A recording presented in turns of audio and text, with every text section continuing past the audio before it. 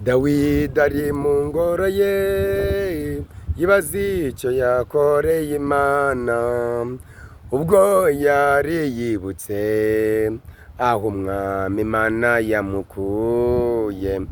Aravuga ati Mana we, nabonye ineza yawe ubwo nari mu gasozi ndagiye umukumbi wa data.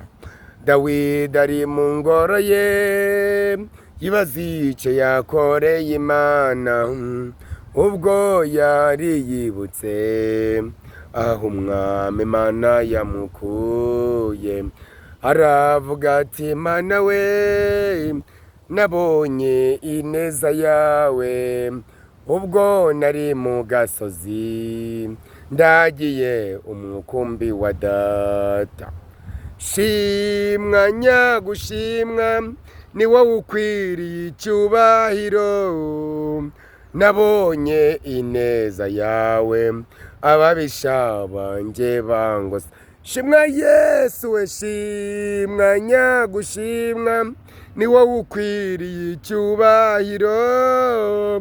Nabonye ineza yawe ababisha banjye bangose. Anyambura umwambaro w'ubushumba, anyambika igishura cy'ibwami, anyambika ikamba ry'ibwami, ampindura igikomangoma. Anyambura umwambaro w'ubushumba, anyambika igishura cy'ibwami, anyambika ikamba ry'ibwami, ampindura igikomangoma. Shimwa Yesu, shimwa nyagushimwa, ni wowe ukwiriye icyubahiro. Nabonye ineza yawe ababisha banjye bangose. Anyimikisha amavuta mu maso y'abakuru banjye, Eliyabu na Aminadabu, abasore beza b'umurava.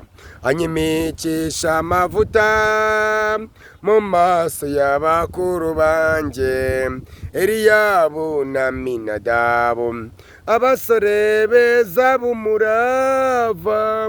Shimwa nyagushimwa, ni wowe ukwiriye icyubahiro. Nabonye ineza yawe ababisha banjye bangose. Shimwa Yesu we, shimwa nyagushimwa, ni wowe ukwiriye icyubahiro. Nabonye ineza yawe ababisha banjye bangose. Dawidi we, Dawidi we, Sawuli ntakakubuze gutambira Imana yawe. Dawidi we, Dawidi we, Sawuli ntakakubuze gutambira Imana yawe. Dawidi we, Dawidi we, Sawuli ntakakubuze gutambira Imana yawe.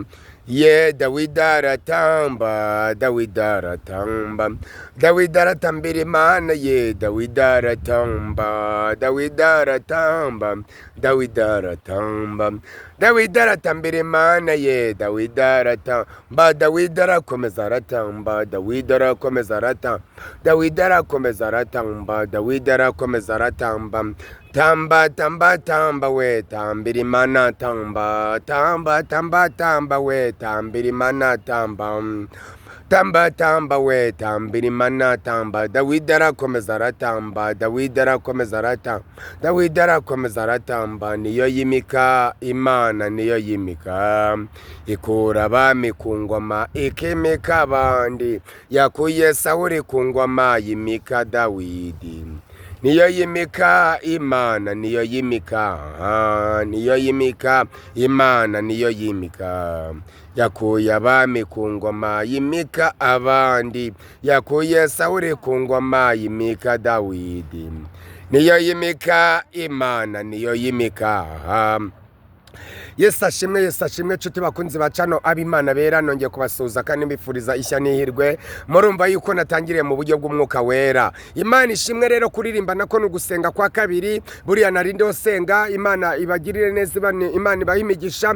Kandi najya ngo nkumenyeshe ngo Imana niyo yimika. Hari ibyicaye mu myanya yawe, hari ibyicaye mu cyimbo cyawe ndetse no mu cyiciro cyawe, ariko Imana ivuze ko ari igiye kwimika ku buzima bwawe. Imana niyo igiye kukugarurira ibihe, Imana nigiye kukugarurira intebe baguhagurukijeho, Imana nigiye kuguha agaciro, nigiye kuguha ijambo bakwambuye. Imana niyo yongeye kukugarukaho, Imana niyo yongeye kukuvuganira, Imana niyo yongeye kuguhesha agaciro ndetse yongeye kuguha ijambo. Baravuze bavuga ko ntacyo uzimarira, bavuze ko uzapfa imbwa, ariko uyu munsi ugiye gupfa umugabo. Bavuze yuko yewe uzapfa nta nayimbwa wikamiye, ujye ubabwira uti birakampama, imbwa ntikamwa, ndagakama inka mpawe n'Imana.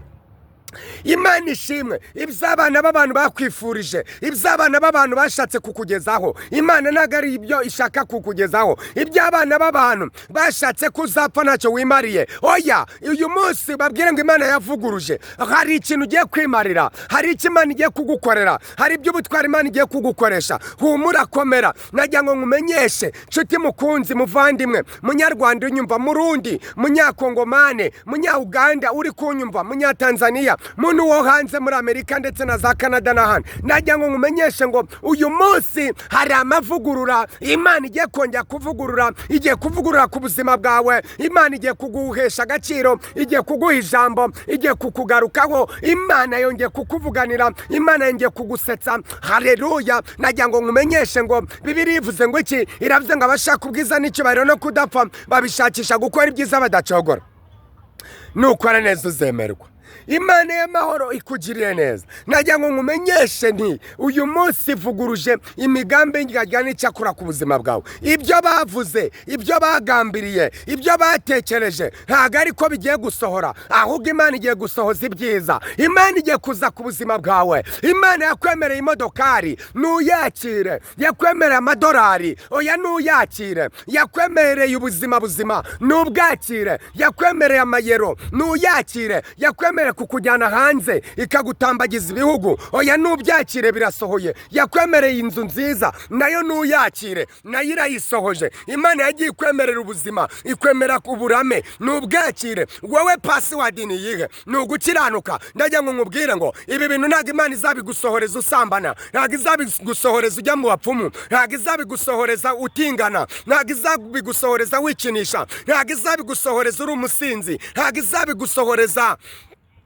ukigendera mu bigare by'abagome n'abagambanye. Najya ngo nkubwire ngo banza uzibukire cyane igisa nacyo. Nasomye ijambo muri Yesaya 59 havuze ngo umurongo wa mbere haravuze ngo dore ukuboko k'Uwiteka nikwaheze ngo ananirwe gukiza, n'ugutwikwe nikwapfuye ngo ananirwe kumva, ngo ahubwo gukiranirwa kwacu n'ibyaha byacu nibyo byadutandukanije n'Imana yacu. Gukiranirwa kwacu bituma itwima amaso n'amatwi. Wowe uyu munsi uhagaze ute? Wowe uyu munsi umeze ute? Najya ngo nkumenye, ongera ugaruke ku bihe, ongera ugaruke ku gicaniro, ongera uvome. Wajyaga wiyiriza, ubu ntukiyiriza. Wajya gukora yirindwi, ubu ntukiyakora. Saa 9 z'ijoro zarageraga ukabyuka ugasenga, ubu ntukibikora. Najya ngo nkushishikarize rero, ibyo Imana yakwemereye byose izabikora, ariko bizava mu murimo wayo. Ndajya ngo nkubwire, Imana ntago mugura. Iyo muguzi iraguhenda, ariko niba yakubwiye ngo nzagutabarira mu murimo, nzakugirira neza mu murimo, nshuti yanjye, najya ngo nkubwire ngo waba uri umusore, waba uri umugabo, waba uri umukecuru, waba uri umusaza, waba uri umwana muto, waba yo yarakubwiye ngo nzakugirira neza, ariko uzatabarirwa mu murimo. Nta kindi usabwa, ni ugukiranuka, ni ukwera imbuto zikwiriye abihanye, ukazabona ubugingo. Haleluya. Nasomye ijambo muri Ezekiel 30:21 haravuze ngo mwana w'umuntu, dore navunye ukuboko kwa Farawo umwami wa Egiputa, kandi ntago kwapfutswe ngo gushyirweho igipfuko, ariko Farawo kuko yanze guhinduka no guhindukira, inje kuvuna amaboko yose, mvune n'ugusigaye, kandi inkota ye nzayigusha hasi, ahubwo inkota ye nzayishyira mu maboko y'umwami w'i Babuloni. Imana ishimwe. Uyu munsi Farawo wakuzengereje, Imana imuvunaguye amaboko. Uyu munsi Farawo wakurwanyaga, Imana imutesheje agaciro. Uyu munsi Imana ivuna ivanaguye amaboko ya Farawo, ahubwo ikugiriye neza, ikugizeho kwifuza. Uyu munsi Imana yongeye kukugarukaho, yongeye kukuramiza amata y'umwuka wera wayo, yongeye kuguhesha agaciro, yongeye kuguha ijambo. Ba Farawo bakuzengereje ni urugo rubi, ni ubusinzi bw'amagambo, ni ubukene, ni inzara, ni indwara, ni ingorane, ni ibifungo, ni utugambane. Ariko Imana ivuganye nawe ngo irakubwiye ngo ivunaguye Farawo n'amaboko ye yombi, ihereye kuko yabanje, ivunywe n'ugusigaye. Imana ishimwe, Imana ishimwe. Yongere kuvunagurire Farawo wari warakuzengereje. Kandi Imana irangije kubivuga ivuze ngo iki? Iravuze ngo iguhaye intwaro, iguhaye inkota, ariyo yari iri mu maboko ya Farawo. Wewe iguhaye intwaro, iguhaye inkota, iguhaye ijambo, iguhaye agaciro, iguhaye umwuka wera. Ongera ukorane n'Imana bundi bushya, ongera uyigarukeho, ongera wongere ibihe byo gusenga. Haleluya.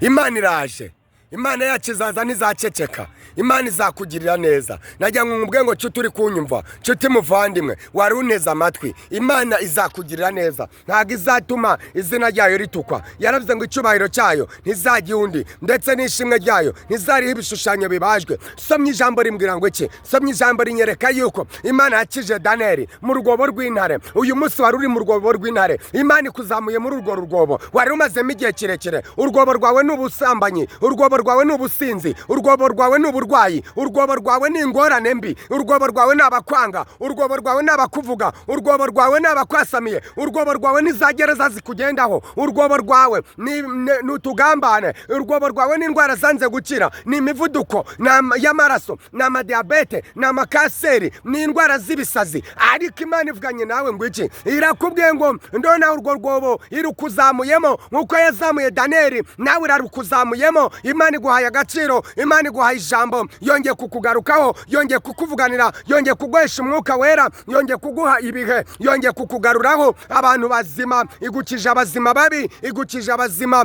bagenda bahagaze ariko barapfuye kera. Niko Bibiliya ivuze, iravuze ngo nzi yuko uriho nyamara ukaba uri intumbi. Haleluya. Ongera rero, ongera ugaruke mu bihe. Imana ije kukugirira neza, Imana iragukeneye, Imana iragushaka. Yewe mugabo iragushaka, yewe mugore iragushaka, yewe mukobwa iragushaka, yewe musore iragushaka, yewe mukecuru iragushaka, yewe musaza iragushaka. Imana iragushaka. Kizwa, kiranuka, era imbuto zikwira bihanye. Reka kwishingikiriza ku by'isi bitagira umumaro, reka kwishingikiriza ku bigirwamana. Ongera ukorera Imana, ongera uyigarukire, ongera ukiranuke. Haleluya. Bibiliya ivuze ngo iki? Yeremiya ibice 15 umurongo wa 19 haravuze ngo nuga nicyo gituma umwami w'Iteka avuganye nawe ati nugaruka nzakugarukira kugira ngo uhagarare imbere yanjye, kandi ibishimwa nubivana mu bigaho uzaba nk'akanwa kanjye. Wowe vana ibishimwa mu bigaho, ubundi Imana iri mu kazi. Vana ibishimwa mu bigaho, Imana ije mu byawe. Vana ibishimwa mu bigaho, kiranuka. Wewe wari umaranye uburwayi igihe kirekire, najya ngo nkubwire ngo Imana yashije kugukiza. Nuhinduka, nureka ubusinzi bwawe, nureka ubusambanyi bwawe, nureka ubwibone bwawe, nureka ubujura bwawe, nureka ubutinganyi bwawe, ndagira ngo nkubwire ngo kiranuka.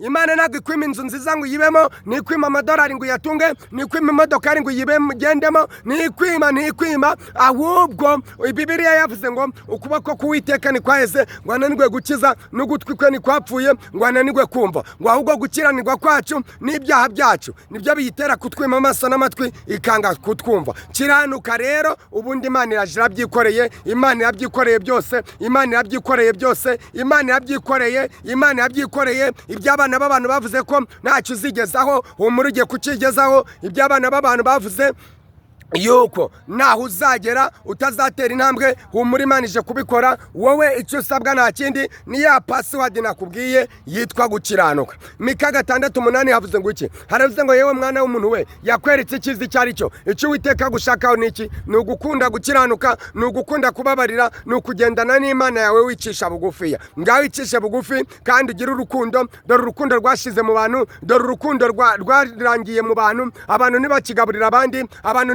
ntibagicumbikira abandi, abantu urukundo rwabashizeho. Ariko wowe Imana yongeye kukugira inama, ongera ugaruke mu bihe, ongera ugire n'ibihe n'Uwiteka. Imana ikugirire neza. Mwakoze cyane rero, amahoro y'Imana bane nama. Ugize ikibazo cyangwa igitekerezo waduhamagara kuri 07823242 tukagusengera. Ndagisubiramo 07823242 nawe ushaka kwakira Yesu nk'umwami n'umukiza, ushaka kubatizwa, ushaka gukizwa, ushaka gukizwa ku gato na kanini, ushaka kwera imbuto zikwiriye abihanye, ushaka abajyanama, ushaka abagusengera, waduhamagara kuri 07223242. Imana y'amahoro ikugirire neza, nanjye ngirire neza. Mwami Yesu ndagushimiye kubw'aba bantu twabanye. Isi yose irabwirijwe, isi yose imenye neza ko password yawe ari ugukiranuka no gukizwa, ubundi ibindi byose ukabiduha. None ubwo bimeze gutyo, ngaho buri wese wumvishira ijambo ry'Imana, buri wese wumvishira ivuga butumwa, akizwa kiranuke, maze imbaraga zawe zimwomeho. Urakoze kuvuye, urakoze ko hari indwara ugiye gukiza, urakoze ko abazaduhamagara bazagira umugisha. Bibiliya ivuze ngo iki? Iravuze ngo umwigisha agabane umugisha n'uwigishwa. Bibiliya yongeye ivuga ngo iki? Iravuze ngo mubahe iby'umwuka wera, bo babahe iby'umubiri. Buri muntu wese uzatekereza igikorwa cyiza cyo gufasha abantu bawe azabona umugisha. Buri muntu wese mwami waduhamagara abona umugisha mu izina rya Yesu. Ari usengerwa, ari ushaka gutera inkunga iyi cano ab'Imana bera, ari ushaka kugira cyatubwira, ari ushaka kugira aho tugeza. Haleluya Yesu, ndagushimiye, ndagushimiye, ndagushimiye, ndagushimiye kubw'abantu zanzahuye, kubw'abantu ukijije, kubw'abantu uvuye, kubw'abantu ukuye mu bwigunge, kubw'abantu urengeye, kubw'abantu utabaye, kubw'abantu uvuye bo kwa muganga, kubw'abantu ufunguye bari bafunze, kubw'abantu uhaye amafaranga, kubw'abantu uhaye amaviza, kubw'abantu uhaye amaperime, kubw'abantu uhaye inzu nziza. Ndagushimiye kuri Imana isumba byose. Urakoze. Waba uri umubyeyi, waba uri umugabo, waba uri umusore, waba uri umukobwa, waba uri umukecuru, waba uri umusaza, waba uri umwana muto, duhamagare kuri 07823242. Imana ikugirire neza. Cyangwa twandikire kuri WhatsApp 07823242. Amahoro y'Imana nabane namwe. Shalom, shalom, shalom.